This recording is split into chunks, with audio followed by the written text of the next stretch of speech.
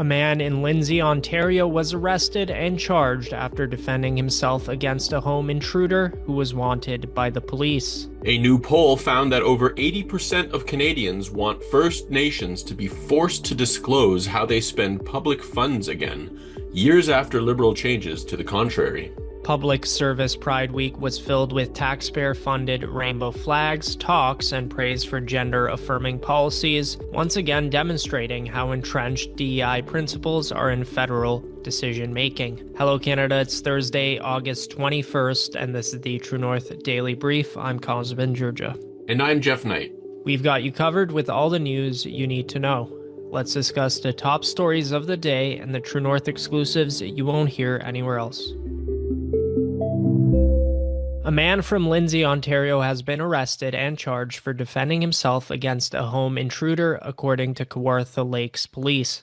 The 44-year-old homeowner, who remains unnamed, is facing assault charges for allegedly injuring the intruder. According to police, on August 18th at approximately 3:20 a.m., the Kawartha Lakes Police Service responded to an apartment on Kent Street for a report of an altercation between two males. Officers arrived on scene and learned that the resident of the apartment had awoken to find an intruder inside his apartment.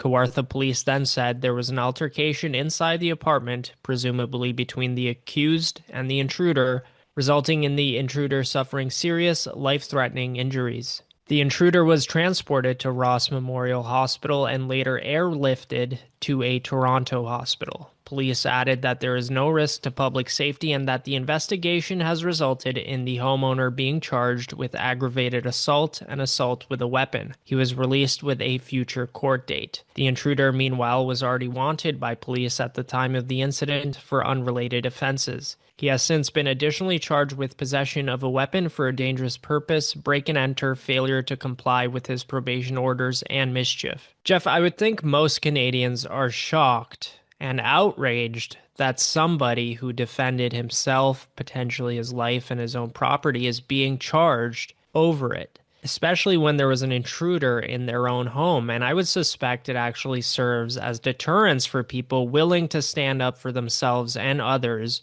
when they're being attacked or invaded upon by criminals. So how are self-defense laws different in Canada compared to the US, where they have something such as castle doctrine and more securities for people to engage in self-defense in defense of their person and property? Yeah, Cosmin, this happened once before in Manitoba a few years ago that I remember, and Canadians were upset then, and once again, Canadians are shocked and outraged by the arrest that just happened in Lindsay. It shows a widespread belief that self-defense should be more broadly protected, especially given the intruder's criminal history and the life-threatening nature of the incident. In Canada, self-defense laws, governed by Section 34 of the Criminal Code, differ significantly from the U.S. castle doctrine. Canadian law requires the use of force to be reasonable and proportional to the threat, with judges considering whether the defendant had a real opportunity to retreat before acting, as seen in the homeowner's aggravated assault charge, despite the intrusion.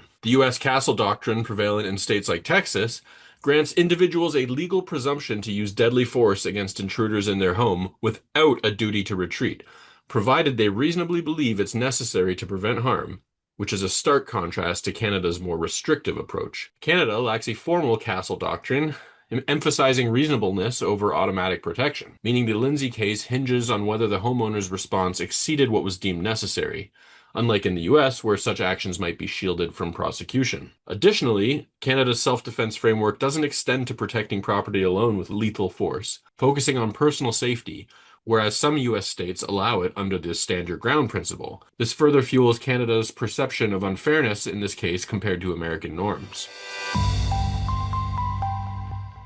Most Canadians believe Indigenous people should follow the same rules as everyone else, with over 80% supporting public disclosure of First Nations spending.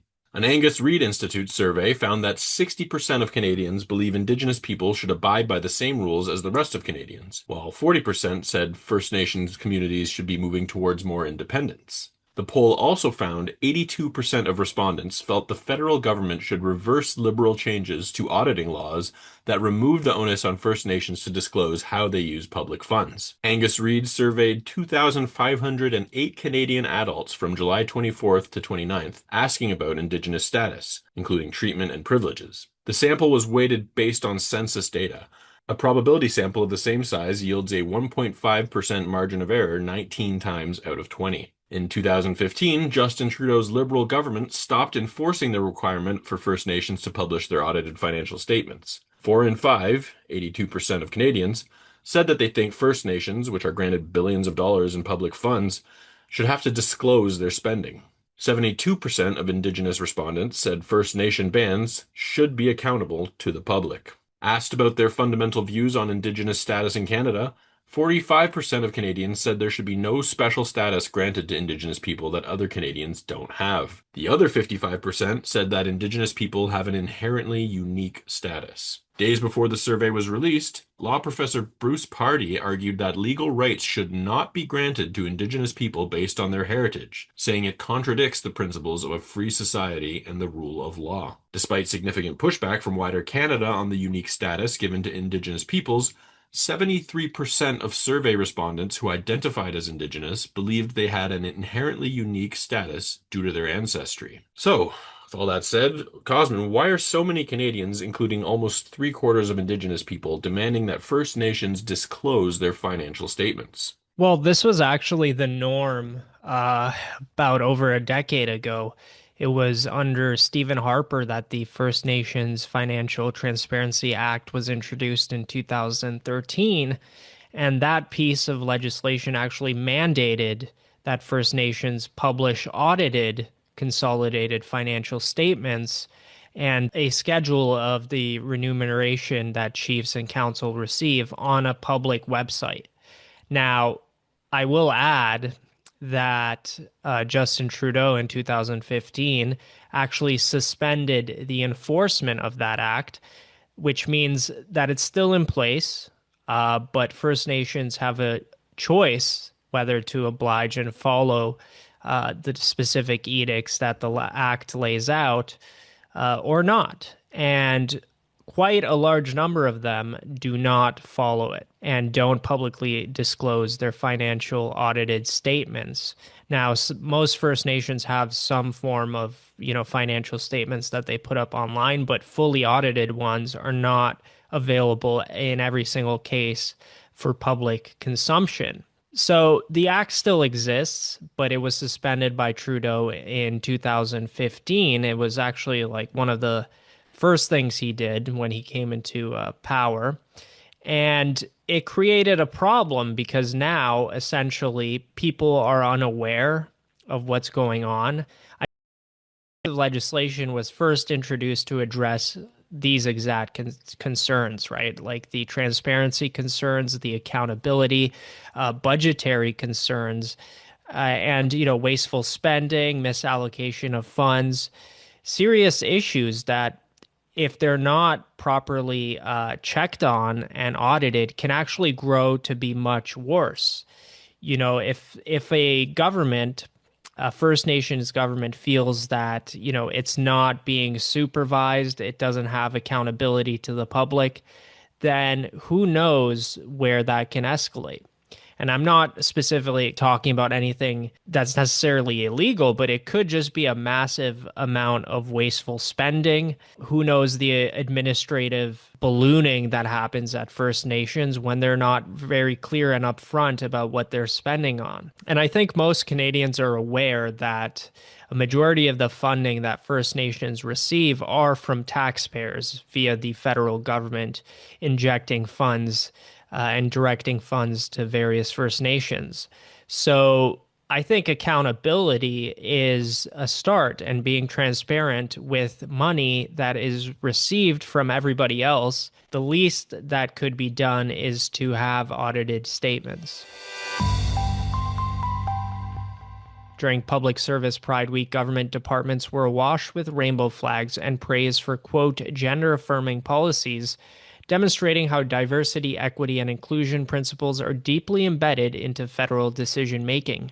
The week began with a launch hosted by the Public Service Pride Network, followed by an event from Statistics Canada titled By the Numbers with StatCan, 2S LGBTQ+ in Canada. A trivia night in downtown Ottawa branded Queer Queries on Queen was also part of the opening day's lineup. Statistics Canada told True North it has 2 employee-driven social events scheduled during the week. The agency said its speakers also took part in a presentation hosted by the Health Canada, Public Health Agency of Canada Gender and Sexual Diversity Network on Monday, focusing on how the department collects data on LGBT populations in Canada. The agency told True North, quote, "As an employer, Statistics Canada is committed to providing an inclusive and safe environment for all employees, including members of the 2S LGBTQ+ community, so they can achieve their full potential working with us." Pride Week in the federal public service has been running since 2017. So I saw associated with this Pride Week, there was literally a full schedule of events for public servants, federal workers to attend instead of going to work, presumably. What were some of the other events that were hosted during this federal public worker Pride Week? Yeah, during the Federal Public Service Pride Week, there were various events hosted beyond the initial launch and Statistics Canada's By the Numbers event. Statistics Canada also scheduled 2 additional employee-driven social events, those specifics weren't detailed, alongside their participation in the Health Canada event, reflecting a week-long focus on inclusivity per the Public Service Pride Network's agenda. Taxpayers might raise an eyebrow at the perceived use of public funds for these events, especially given broader fiscal concerns. Juno News highlights Edmonton residents' accusations of wasteful spending on similar diversity initiatives, like $1.2 million on DEI programs, suggesting Federal Pride Week could divert resources from core services. The emphasis on gender-affirming policies and 2SLGBTQ+ data collection, which costs an estimated $200,000 annually for such federal programs, might concern taxpayers amid economic pressures like U.S. tariffs and housing costs. Additionally, the long-running nature of Pride Week since 2017, with rainbow flags and branded events, could be seen as prioritizing identity politics over neutral governance, fueling debates about value for money in a $500 billion federal budget. That's it for today, folks. Thanks for tuning in. You can stay on top of new episodes every weekday by subscribing to the Daily Brief on iTunes and Spotify. Also, while you're at it, make sure to hit us with a 5-star rating and please leave a review.